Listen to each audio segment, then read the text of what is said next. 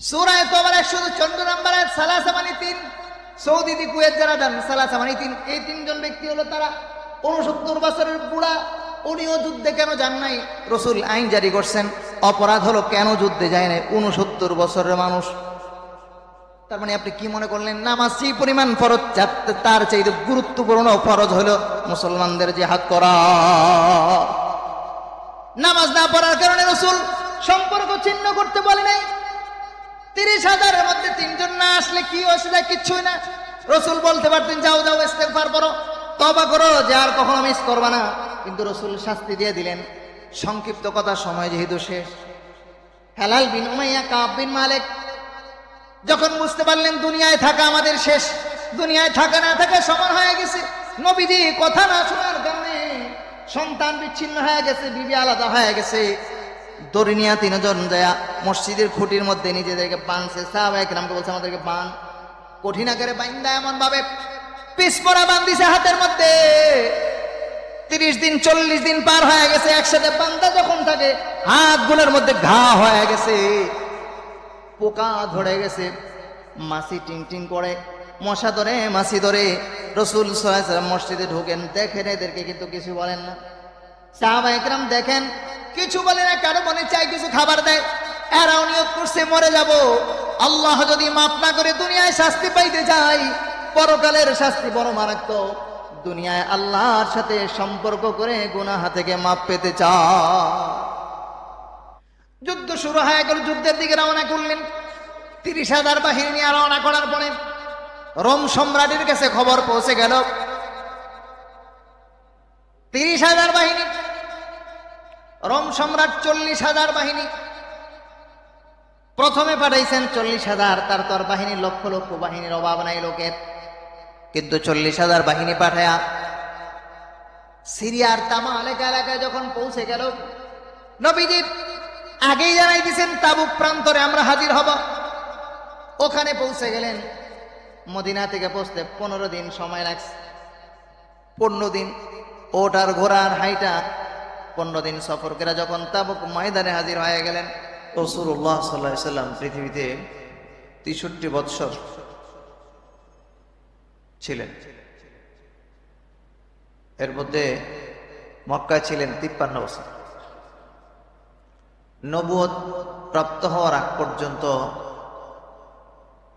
মানুষের সাথে কোনো দ্বন্দ্ব ছিল না। 40 বৎসর বয়স,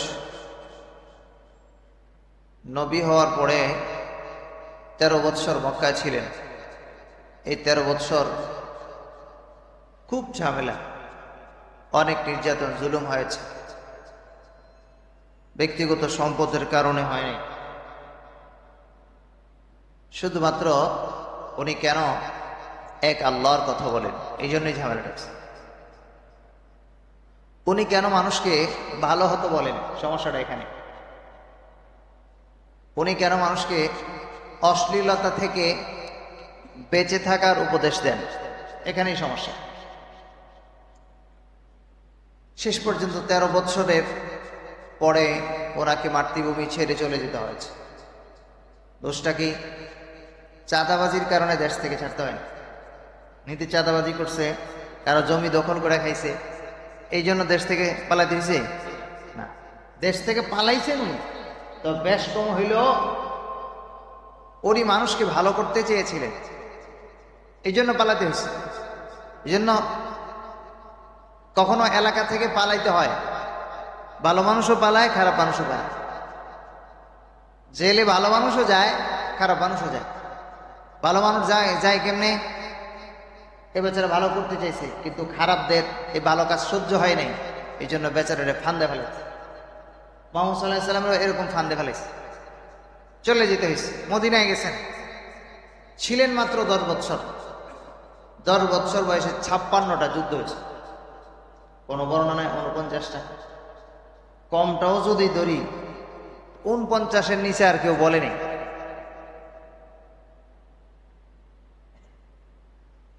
যদি 49টা যুদ্ধই ধরি, এর মধ্যে 24টা যুদ্ধে উনি সশরীরে নেতৃত্ব দিয়েছেন। তাহলে বোঝা গেল যুদ্ধের কমান্ডার হওয়া, যুদ্ধের সেনাপতি হওয়া, এটা নবীর চরিত্র। যুদ্ধের নেতৃত্ব দেওয়া, এটা কার চরিত্র? এটা নবীর চরিত্র। কেউ যদি মনে করে যুদ্ধ করা এটা জঙ্গিপনা, ইমান আছে না গেছে? এটা তো নবীর কাজেরই সে বিশ্বাস করে না। সে নবীর যুদ্ধটাকে জম্মানি, উর্দু শব্দ জম্মানি যুদ্ধ, ওটা থেকেই জঙ্গি। কেউ যদি মনে করে ইসলামে কোনো যুদ্ধ টুদ্ধ নাই, জেহাদ বলতে কিচ্ছু নাই, জেহাদি ভয় পাইলে গ্রেফতার, তো আসে মুসলমানই তো নাই, তো অমুসলিম তো মুসলমানকে গ্রেফতার করবেই, ঠিকই আছে। কোন মুসলমান কোরআনের এই আয়াত পড়লে আর শুনলে তার উপরে, তার দিকে বাঁকা চোখে তাকাতে পারে না। বাঁকা চোখে তাকাবে অমুসলিম।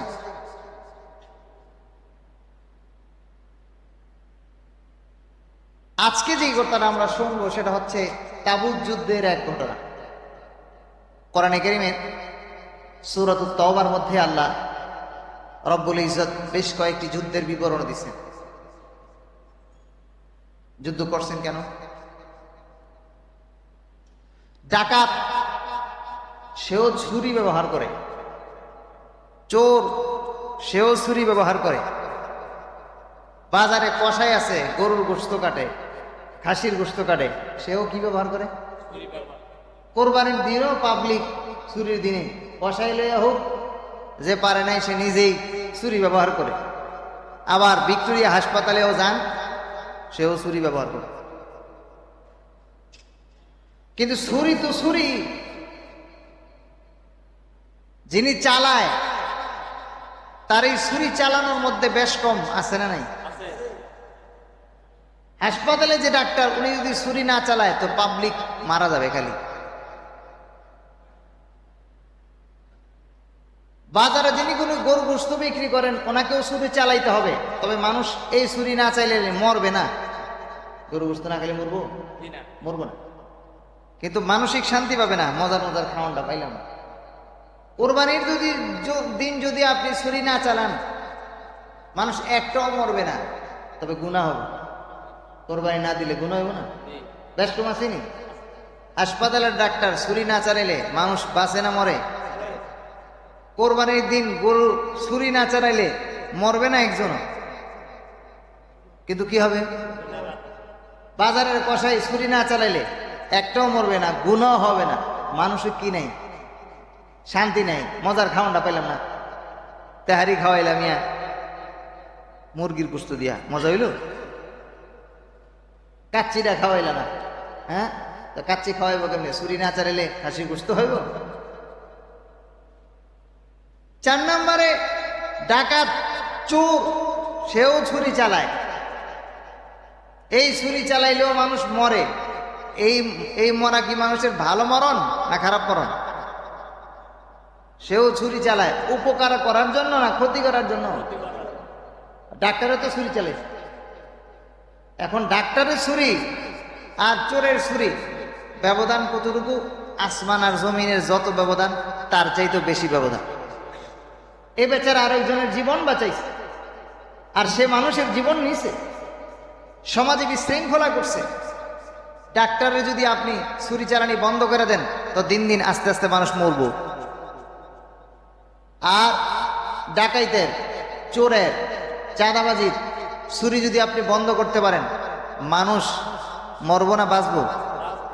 দিন দিন শান্তি না অশান্তি? ছুরি তো ঠিকই। এখন বুঝতে হবে তো, ইসলামের জিহাদ আবিষ্কার হয়েছে মানুষ মারার জন্য না ডাক্তারের মতো এরকম মানুষের জীবন দেওয়ার জন্য?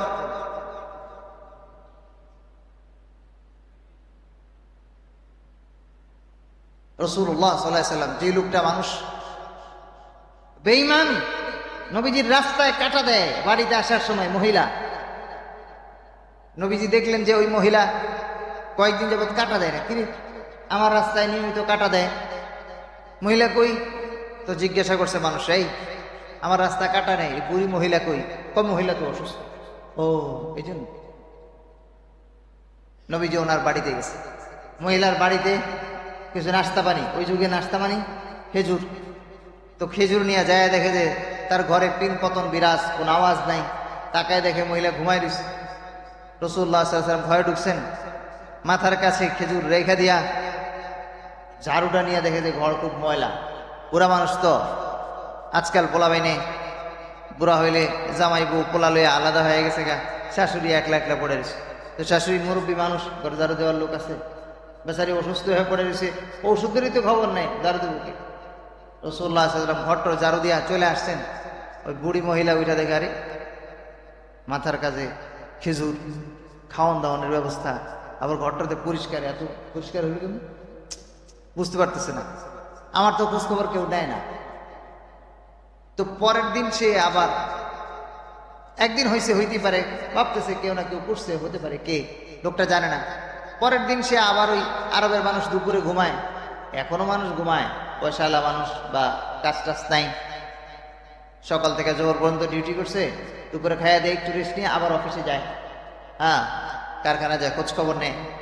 তো আরবের মানুষ এই দুপুরে প্রচন্ড গরম, এই সময় একটু ঘুমাইতো। কই মহিলাও আবার অসুস্থ থাকলে তেমনি মানুষ ঘুমাইছে। রাসূলুল্লাহ সাল্লাল্লাহু আলাইহি ওয়াসাল্লাম পরের দিনও আবার ওই টাইমেই গেছে, কারণ এই টাইমে মানুষ ঘুমায়। কারণ নবীরে যদি ওই মহিলা দেখে তো চেতবো, আমার শত্রু আইছে ঘরের ভিতরে, মনে হয় আমার পিটাইতে আসছে। তো রাসূলুল্লাহ সাল্লাল্লাহু আলাইহি ওয়াসাল্লাম আবার পরের দিনও ওই একই কাজ করছে। এইবার 2 দিন যখন সে ঘুম থেকে উঠা খানা পিনা পাইছে, এবার ভাবতেছে না, লোকটা চিনা দরকার, দুই দিন আমার এত উপকার করলো। পরের দিন সে শুয়ে রয়েছে, মাগার আজকে ঘুমায় না, চোখ মিটি। রাসূলুল্লাহ সাল্লাল্লাহু আলাইহি ওয়াসাল্লাম দূর থেকে ফলো করলেন, হ্যাঁ সে তো শুয়েই রয়েছে, চোখও দেখা যায় বন্ধ, দূর থেকে তো আর এত ভালো করে বোঝা যায় না। আল্লাহ হাবি যখন ঘরের দিকে ঢুকতেছে, মহিলা মনে মনে ভাইরি মুহাম্মদ আইছে, এতদিন মনে জ্বালাইছি, আর আজকে চিন্তা করছে আমি অসুস্থ,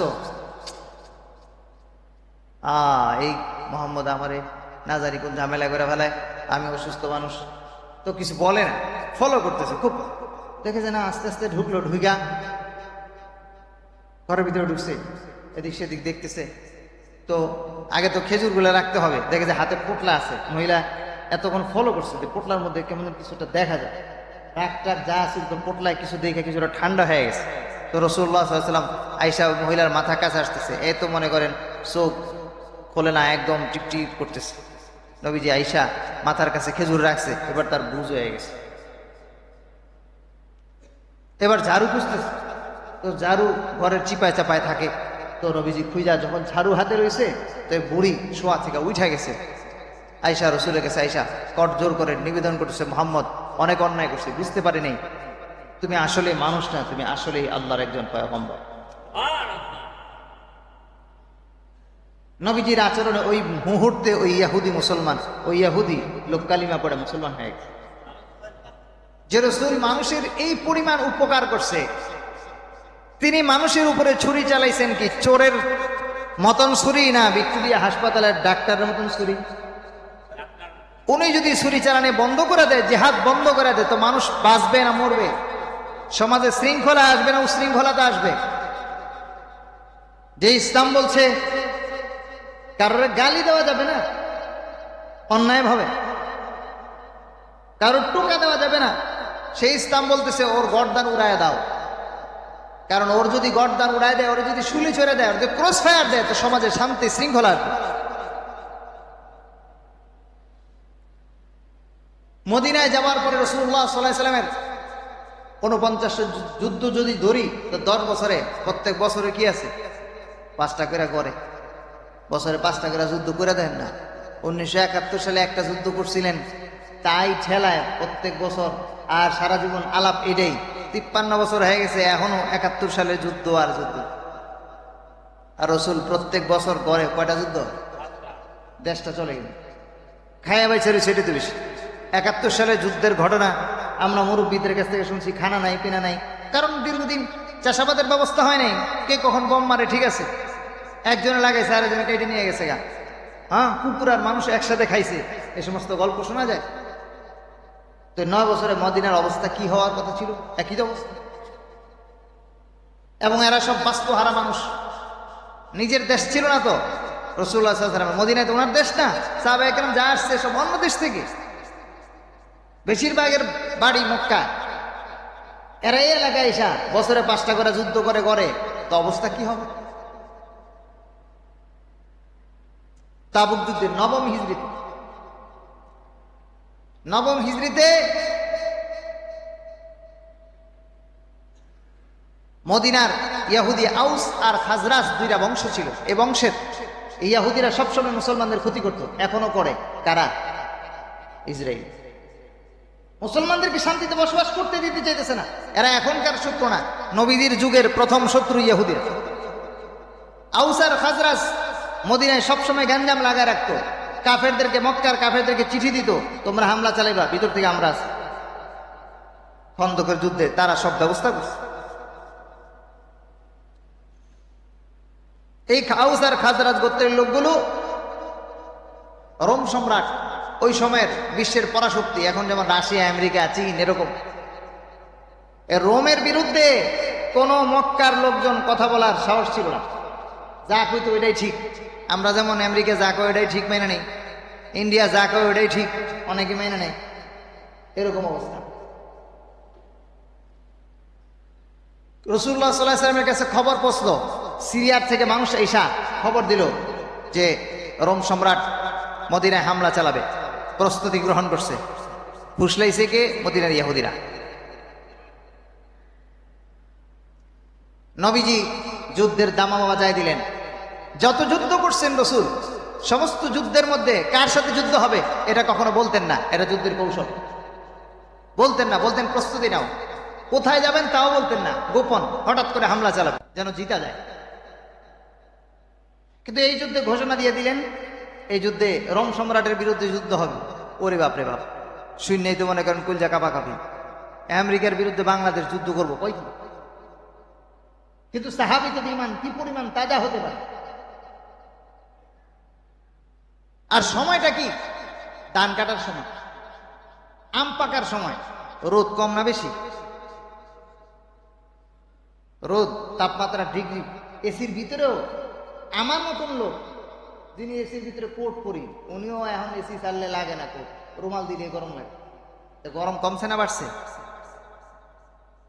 তো এইরকম আরবে তো আরো প্রচন্ড গরম। রাসূল সাল্লাল্লাহু আলাইহি ওয়াসাল্লাম এবার যুদ্ধের ঘোষণা দিয়ে বললেন, রোম সম্রাট প্রস্তুতি নিয়ে চলে আসতেছে, আমাদের যুদ্ধের প্রস্তুতি নিতে হবে। বয়ান টয়ান করে বলছে কারা কারা যাইবা হাত তোলো, সবাই যাইতে হবে। কিন্তু মাত্র খেজুর, সারা বছর খেজুরের ব্যবস্থা, মক্কার মানুষ খেজুর খায়া বাঁচে। আমাদের দেশে যেমন ভাত ধান আসছে, এখন তো কাটতে হবে। গাছে খেজুর পাইকা দিছে, কেউ কামলা রয়েছে, কেউ রেডি হয়েছে, পারবে, বস্তা রস্তা রেজি পারবে। মাথা কি এখন কি হাত উঠানো যায়? হুজুর আর কটা দিন পরে যাই, নবীরে তোর পাওয়া যায় না, মাথা নিচে মুখে দিয়ে দিস।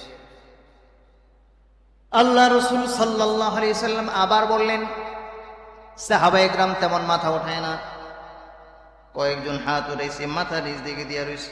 নবীজি বলছেন হাত উঠাও, কারা কারা যাইবা? গাছে খেজুর না পারলে সারা বছর কিভাবে খাবে, সংসার কিভাবে চলবে? নবীজি এবার তাশকিল করলেন যে আল্লাহ খেজুরগুলো গাছের মধ্যে কাঁচা, খেজুরগুলো পাকানোর ব্যবস্থা করেছেন। ও আল্লাহ চাইলে ঘরের ভিতরে আসবে, আল্লাহ না চাইলে গাছের পাকা খেজুর ঘরের মধ্যে আসা সম্ভব না। সাহাবায়ে কেরাম বুঝতে পারলেন যুদ্ধে যেতেই হবে, এইবার রাজি হয়ে গেলেন। নবীজি ঘোষণা দিলেন কেউ বাদ যেতে পারবে না, সবাইকে যেতে হবে। 30,000 বাহিনী হয়ে গেল। নবীদের এই মদিনার 10 বছরের যত যুদ্ধ হয়েছে সবচেয়ে বেশি সৈন্য হয়েছিল 8ম হিজরিতে মদিনা যখন দখল করে, মক্কা যখন দখল করে 10,000 বাহিনী নিয়ে আল্লাহর রাসূল মক্কা আক্রমণ করেছিলেন। এমনকি আরেকটি যুদ্ধ, খন্দকের যুদ্ধের মধ্যে 10,000 বাহিনী হয়, কাফেররা আক্রমণ করে। মুসলমান তখন দুর্বল, এত মানুষ ছিল না মুসলমানদের, কিন্তু নবীজি 30,000 বাহিনী গঠন করে ফেললেন।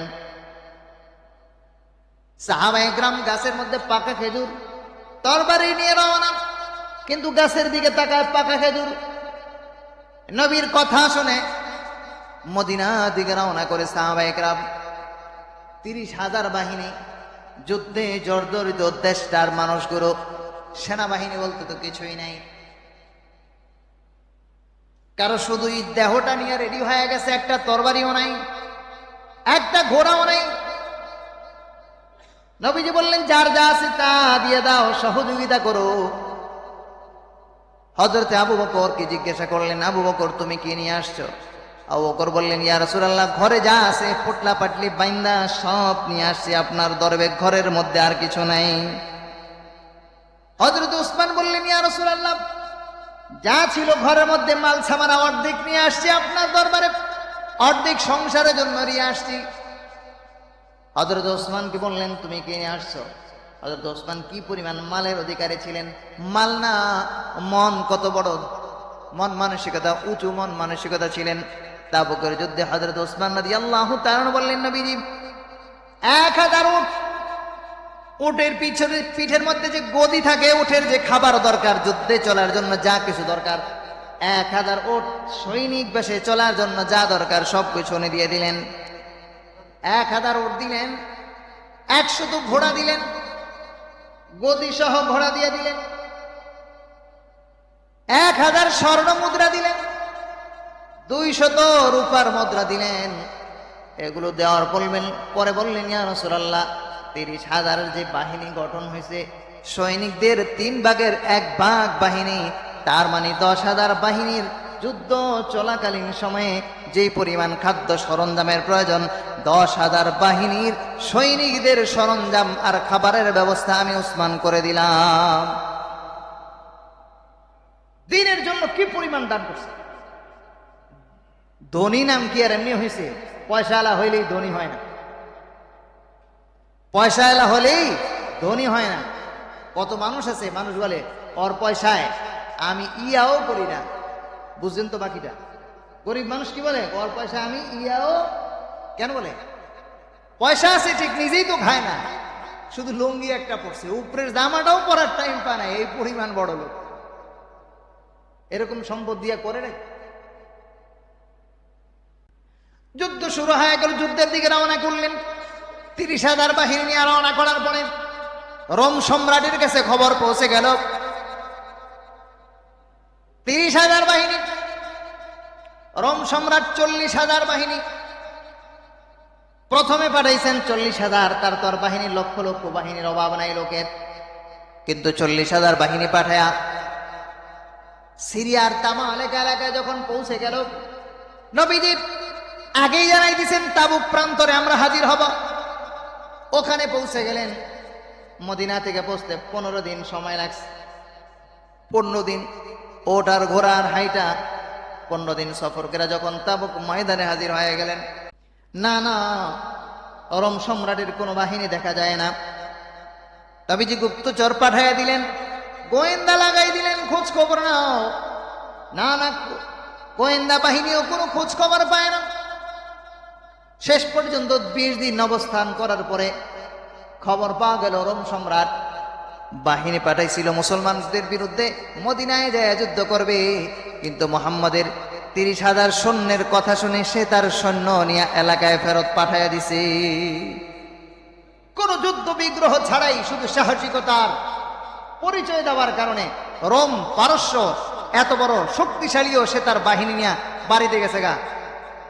ওই যে একটু খোসা দিছিলাম, ইদানিং একজন একটু খোসা দিছে না, খোসা দিয়ে একটা বাঁশ খাইছে না, ওই রকম রোম এরকম একটা খোঁচা দিতে চাইছিল, খোঁচা দিয়া যে ওহর বাপরে বাপ, যে বেচারা 313 জন দিয়া 1000 বাহিনীর বিরুদ্ধে যুদ্ধ করে জয়লাভ করে ফেলায়। হ্যাঁ, যে লোক 1000 বাহিনী লিয়া 3000-এর বিরুদ্ধে শেষ করে ফেলায়, যে লোক 3000 দিয়া 1.5 লক্ষের বিরুদ্ধে জয়লাভ করে ফেলায়, ওই লোকের 30,000 নিয়ে আসছে। আজের কামের দরকার নেই, বাইর যাই, এটাই ভালো গেছে গা বাড়িতে। হুজুর আমরা এটাতে কি শিখলাম? আপনাকে শিক্ষা শুরু এই সামনে আসতেছে। এই আয়াত হচ্ছে সূরাতুত তাওবার 94 নম্বর আয়াত, ওখানে পড়বেন। এটা হুজুরের ওয়াজ না, এটা আল্লাহর ওয়াজ। এই ওয়াজ কার ওয়াজ? আল্লাহ। আপনি হুজুর বলছে দেখে হুজুরে গ্রেফতার করছেন মানে কি? আপনি আসলে আল্লাহকে গ্রেফতার করছেন। আপনি আল্লাহকে গ্রেফতার করলেন, পারেন নাই তাই ভাবতেছেন হুজুর তো এই ওয়াজটাই করছে। একদম বাংলায় লেখা আছে, আপনি পড়েন না? পড়েন তো না। সূরা তাওবার 94 নম্বর আয়াত, 114 নম্বর আয়াত। রাসূল যুদ্ধ থেকে ফেরত আসতেছেন। সাহাবায়ে কেরামের মধ্যে কয়েকজন সাহাবী ছিলেন, যান নাই। কেন? 80 জন মুনাফিক যায় নাই। মুনাফিক মানে হলো আসসালামু আলাইকুম হুজুর কেমন আছেন? খুব ভালো। এই একটু চা খান। আরে যা, চা না খেলে পরে বাজবে। বুঝলেন তো? খাইলেও দোষ, বাজে হুজুর খালি চা খায়, পাইলি ঝাড়তে না হাঁটতেই খায়। আর না খাইলেও বাজে মোট লয় পাট আছে না, এই যে লোক নবীজিরে দেখলে এরকম করতো একদম। মানে আমি মুসলমান, মানে আপনার একবারে একনিষ্ঠ খাদেম, পিছনে গেলে কিন্তু আরে বেড়া দেখাইলাম আর কি। আসলে তা আমি তগদলের লোক। এটা আল্লাহর বক্তব্য, সূরা বাকারার 86 নম্বর আয়াতে আল্লাহ তাআলা বলছেন যে এরা মুসলমানদের সাথে দেখা হইলে দুস্থ দুস্থ, আবার অমুসলিমদের সাথে দেখা হইলে ধুর বেটা এগুলোকে থাকি এক এলাকায় একটু কম লাগে না। রাসূলুল্লাহ সাল্লাল্লাহু আলাইহি ওয়াসাল্লামের ওই সময় 80 জন মুনাফিক যুদ্ধে যায় না। নবীজি যখন যুদ্ধ থেকে ফেরত আসতেছেন তো আল্লাহ আয়াত নাযিল করছে এই সূরা তাওবার 94 নম্বর আয়াত, يعتذرون إليكم إذا رجعتم إليهم قل لا تعتذروا لن نؤمن لكم قد نبأنا الله। হে রাসূল, আপনি যখন মদিনায় যাবেন, আপনি যাওয়ার পর কিছু মানুষ আয়েশা আপনার কাছে ওজর খাই করবে, আপনার কাছে আয়েশা মিথ্যা কথা বলবে। আয়েশা বলবে ইয়া রাসূলুল্লাহ, যুদ্ধে যাবার খুব ইচ্ছা ছিল কিন্তু নিজে অসুস্থ হয়ে পড়ছি, একবার বাটপার মিথ্যা কথা। আল্লাহ বলেন আপনি যাওয়ার পরে কিছু মানুষ এসে আপনার কাছে বলবে ইয়া রাসূলুল্লাহ, যুদ্ধে যাওয়ার জন্য খুব রেডি হয়ে গেছিলাম কিন্তু বউটা অসুস্থ হয়ে গেছে, এই জন্য যাইতে পারি নাই। নবীজি বললেন আপনি এদের কথা বিশ্বাস করবেন না, কিচ্ছু বলার দরকার নাই, হাও বলা দরকার নাই, নাও বলা দরকার নাই। বলেন ঠিক আছে, যাও নাই, এটা আল্লাহর সাথে মুআমালা হবে, যেহেতু আমি জানি না। 80 জন মুনাফিক এসে এরকম মিথ্যা কথা বলল, কিন্তু এর মধ্যে 3 জন মুসলমান। এর আগে একটা ঘটনা ঘটে, তাবুক যুদ্ধে সাহাবায়ে কেরাম গাছের পাকা খেজুর রাইখা আল্লাহর রাস্তায় চলে গেছিলেন। এই 20 দিন সহ লম্বা সফর হয়ে যায়, যাওয়া আসায় যদি আমরা 30 দিন ধরি, মাঝখানে 20 দিন 50 দিন হয়ে যায়, প্রায় 2 মাস। সাহাবায়ে কেরাম গাছের পাকা খেজুরগুলো কাটতে পারে নাই। বড় বড় ব্যবসায়ী যারা ছিলেন অনেকেই ঠিক মতো খেজুর কাটতে পারে নাই, কামলা দিয়ে গেছে। কামলারাও তো মালিক না থাকলে ঠিক মতো কাজ করে না। যেভাবেই হোক কিছু সাহাবায়ে কেরাম যারা একটু গরিব ছিলেন, নিজের গাছ আছে কিন্তু কামলা দিয়া কাটাইবে ওই সামর্থ্য নাই, ওনারা ভাবতেছেন মনে মনে যুদ্ধে গেলাম, কারোর সাথে যুদ্ধ হইল না, যুদ্ধ হইলে তো কিছু গনিমতের মালটাল পাইতাম, লাভ হইতো। এবছর মনে হয় আমাদের না খাই থাকতে হবে।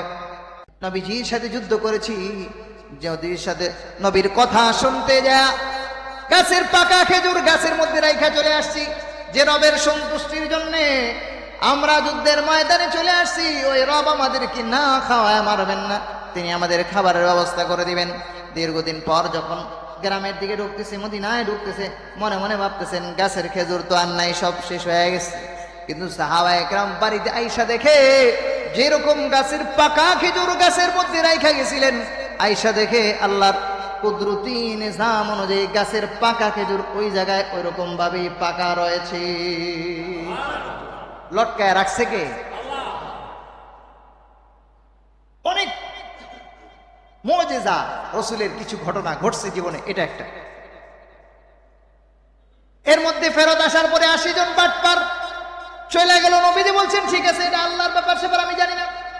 3 জন সাহাবী কাব বিন মালিক, মুরারা ইবনে রবিয়া, হেলাল বিন উমাইয়া আয়েশা বলবেন ইয়া রাসূলুল্লাহ, ইয়া হাবিবাল্লাহ, আমরা যুদ্ধে যাওয়ার ইচ্ছা ছিল কিন্তু যাই নাই অলসতার কারণে। সত্য কথা বলছি, কোনো সমস্যা ছিল না।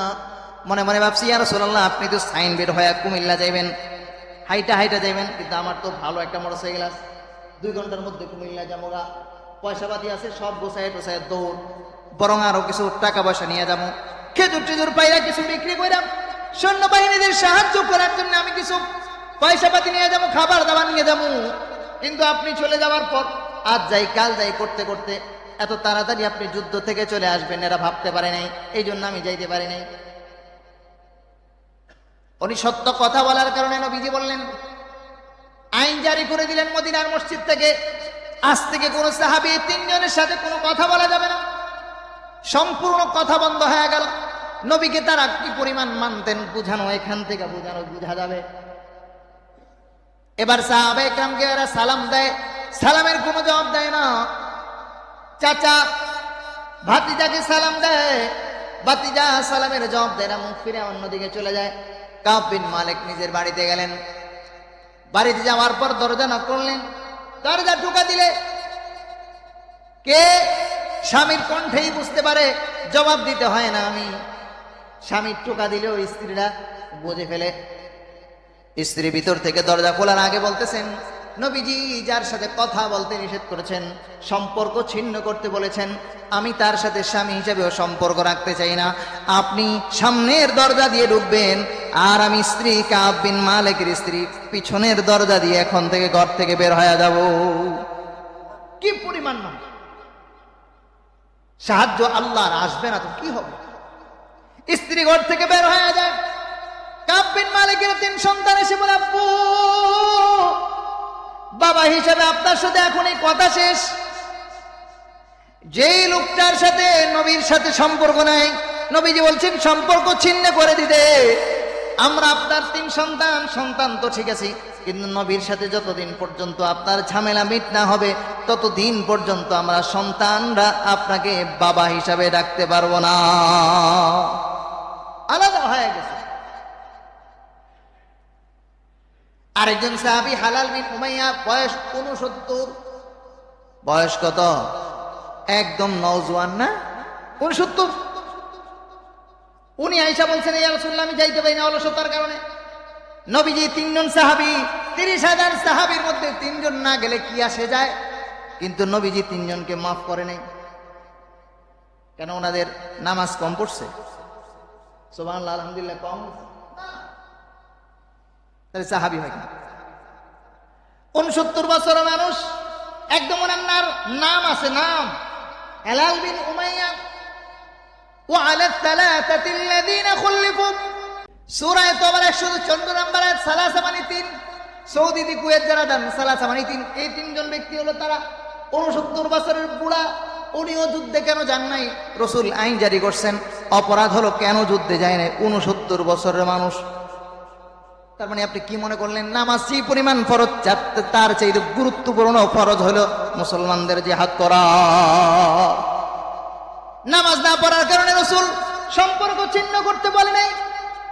30,000-এর মধ্যে 3 জন না আসলে কি অসুবিধা? কিচ্ছুই না। রাসূল বলতে পারতেন, যাও যাও ইস্তেগফার করো, তওবা করো, যে আর কখনো মিস করবা না। কিন্তু রাসূল শাস্তি দিয়ে দিলেন। সংক্ষিপ্ত কথা, সময় যেহেতু শেষ।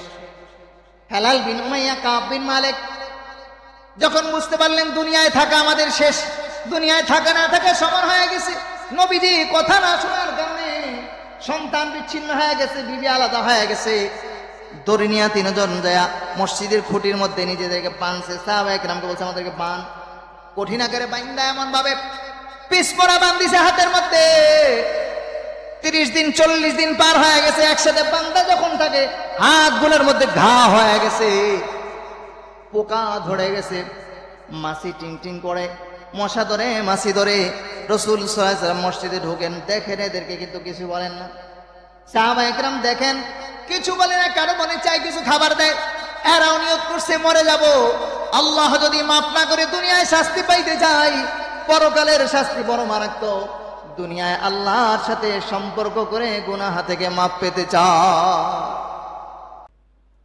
50তম দিন আল্লাহ আয়াত নাযিল করে দিলেন, وعلى الثلاثة الذين خلفوا حتى إذا ضاقت عليهم الأرض بما رحبت وضاقت عليهم أنفسهم ألا ملجأ من الله إلا إليه পুরা আয়াতের এখানে কয়েকটা আয়াত আল্লাহ বলেন, সংক্ষিপ্ত বিবরণ হইল।